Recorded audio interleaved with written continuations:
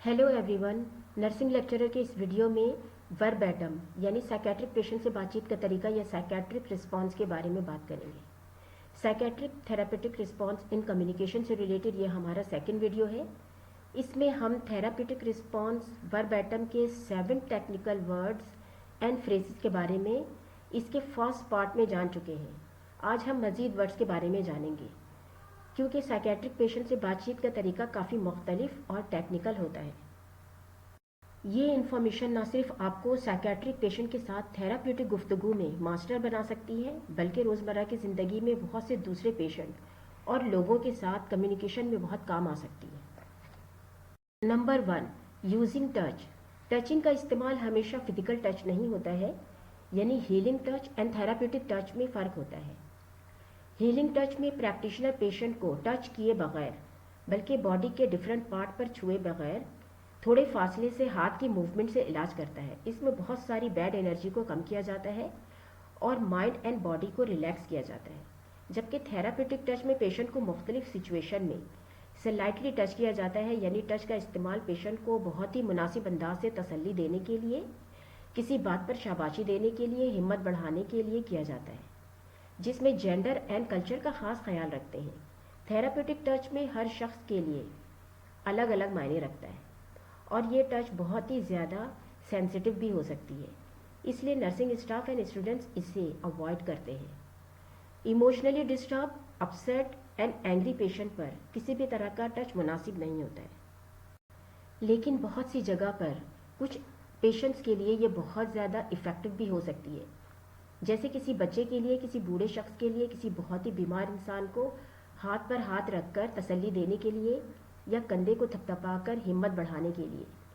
इससे पेशेंट को किसी के होने का एहसास होता है। बहुत मर्तबा जब हमारे पास किसी के दुख या तकलीफ़ को एक्सप्रेस करने या तसल्ली देने के लिए अल्फाज नहीं होते हैं, तो भी टच का इस्तेमाल किया जाता है। टचिंग बहुत मर्तबा पेशेंट की एंग्जाइटी एंड पेन को भी रिड्यूस करता है। फॉर एग्ज़ाम्पल, अगर नर्सिंग स्टाफ या स्टूडेंट्स पेशेंट्स की केयर के लिए जाते हैं और पेशेंट कहती है मुझे टच ना करना, मैं अपनी केयर खुद ही कर सकती हूँ, तो नर्सिंग स्टूडेंट्स पेशेंट को थेराप्यूटिक कम्युनिकेशन में कहती है ऐसा लगता है आप अपनी केयर खुद करना चाहती हैं, चले मिलकर काम करें ताकि आप अपनी केयर खुद कर सकें। Number 2, offering. Nursing staff and students patient को ये एहसास दिलाते हैं वो इनके साथ है, उनके लिए मौजूद है, बगैर किसी शर्त और मुतालबे कि वो पेशेंट की मदद करना चाहते हैं और उनके प्रॉब्लम को समझना चाहते हैं। फॉर एग्ज़ाम्पल, कम्युनिकेशन या वर्बैटम के दौरान जबकि स्टूडेंट्स पेशेंट की हर सेंटेंस को समझकर जवाब देने की कोशिश कर रहे होते हैं ताकि जवाब एग्जैक्ट एंड थेरापेटिक हो।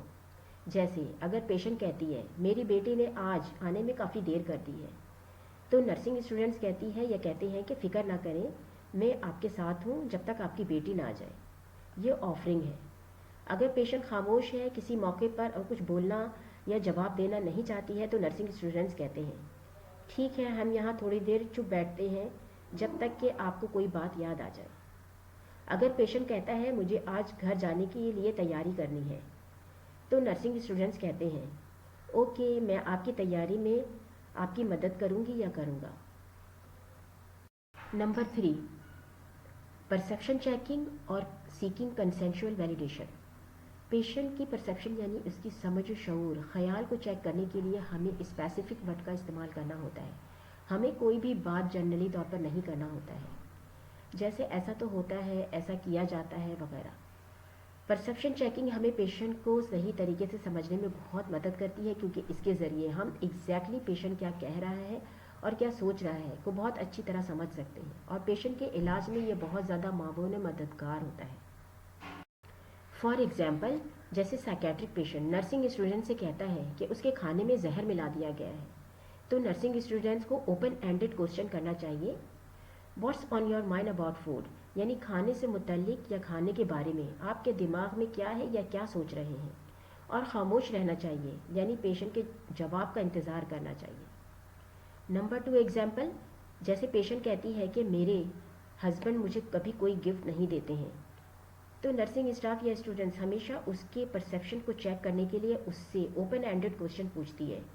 जैसे वो कहती है अच्छा, आपका मतलब है कि आपके हस्बैंड ने आपको कभी کسی برتھ ڈے یا تہوار پر کوئی گفٹ نہیں دیا، اس سے پیشنٹ کو بھی اپنی بات کلیئرلی سمجھ میں آئے گی کہ اس نے بولا کیا ہے، اور اپنی بات کو کلیئر کرے گی کہ ایسا نہیں ہے کہ انہوں نے کبھی کوئی گفٹ نہیں دی، مگر کسی تہوار اور برتھ ڈے کے علاوہ وہ مجھے کوئی بھی گفٹ نہیں دیتے ہیں۔ نمبر 4، ری اسٹیٹنگ اور پیرافریزنگ۔ پیشنٹ کے میسج کو یعنی اس کی بتائی ہوئی باتوں کو ایکٹیولی یعنی بہت زیادہ دھیان سے سننا ہے، اور پھر اس کی بتائی ہوئی تمام محسوسات اور خیالات کو اس کی ہی طرح سملر ورڈ میں یعنی اس کے جیسے الفاظ میں پیشنٹ کو دہرا کر بتانا ہے کہ اس نے کیا میسج دیا ہے آپ کو، یا آپ نے کیا سمجھا ہے، اور پیشنٹ کو موقع دینا ہے کہ وہ اپنی کہی ہوئی باتوں کو کلیئر کر سکے۔ جیسے پیشنٹ کہتا ہے کل میں رات کا کھانا نہیں کھا سکا، یہاں تک کہ میٹھے میں بھی نہیں کھا سکا، تو اس کے الفاظ کو ری اسٹیٹ یا پیرافریز کر کے نرسنگ اسٹاف اسٹوڈنٹس کہتے ہیں، یعنی آپ کو کل رات کا کھانا کھانے میں کافی دشواری ہوئی۔ پھر پیشنٹ اس کی وجہ آپ کو بتائے گا، جیسے ہاں کل مجھے میری فیملی کے مجھ سے مل کر جانے کے بعد کافی مشکل ہوئی، مجھے ان کی کافی یاد آئی۔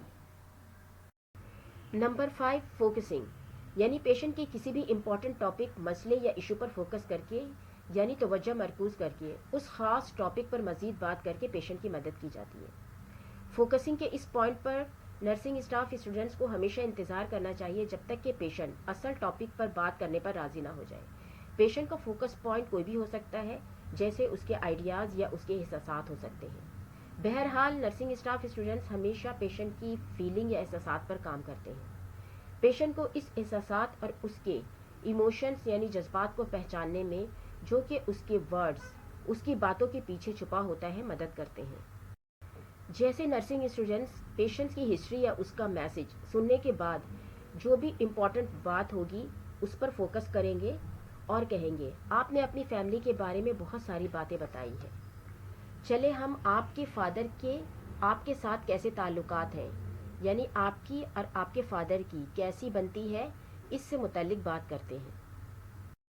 نمبر 6، گیونگ اکنالجنگ، یعنی کسی کے رویے یا گفتگو وغیرہ کو سراہنا، ریکوگنیشنز دینا، یعنی پیشنٹ کے رویے میں بہتر چینج کو بغیر اس کی شخصیت کی اچھائی یا برائی کو مد نظر رکھتے ہوئے اس کی کوششوں کو سراہنا، یعنی ہم یہ نہیں دیکھیں گے کہ یہ شخص بہت پڑھا لکھا ہے، امیر ہے، تو ہی ہم اس کی کوششوں کو سراہیں، یا یہ نہیں دیکھیں گے کہ یہ شخص بہت زیادہ غریب ہے، ان پڑھ ہے، تو ہم اس کی کوششوں کو نہ سراہیں، بلکہ پیشنٹ نے جو بات چیت میں حصہ لیا ہے یا اپنی ٹریٹمنٹ میں حصہ لیا ہے، اس کے لیے ضروری نہیں ہے کہ پیشنٹ کو سمجھ میں آئے تبھی ہم اس کو سراہیں گے، اس کو کسی کام کا کریڈٹ دیں گے یا پہچان دیں گے کہ واقعی پیشنٹ نے یہ کام کیا ہے۔ ہم پیشنٹ کی کسی بھی اچھی کمیونیکیشن یا بیہیویئر کی تعریف جہاں بھی بہتر ہو کرتے رہیں گے۔ جیسے آج اگر پیشنٹ نے صاف ستھرے کپڑے پہنے ہیں، ہیئر کٹ کروایا ہے، تو نرسنگ اسٹوڈنٹس یا اسٹاف کہیں گے میں نوٹ کر رہی ہوں یا کر رہا ہوں کہ آج آپ نے بہت اچھے صاف ستھرے کپڑے پہنے ہیں، یا آج آپ کے بال بہت اچھے بنے ہوئے ہیں۔ سائیکیٹرک تھراپیوٹک رسپانس کی تھرڈ پارٹ میں ریمیننگ ورڈز اینڈ فریسز کے بارے میں ڈسکرائب کیا گیا ہے۔ میری ویڈیو کو لائک کریں، سبسکرائب ضرور کریں تاکہ آنے والی ویڈیو آپ کو مل سکے۔ اپنے دوستوں کے ساتھ شیئر کریں اور کمنٹ کر کے بتانا بالکل نہ بھولیں کہ یہ ویڈیو آپ کے لیے تھراپیوٹک رسپانس کو سمجھنے کے لیے کتنی افیکٹو ہے۔ یہ میری ریفرنسز ہے۔ Thank you for watching.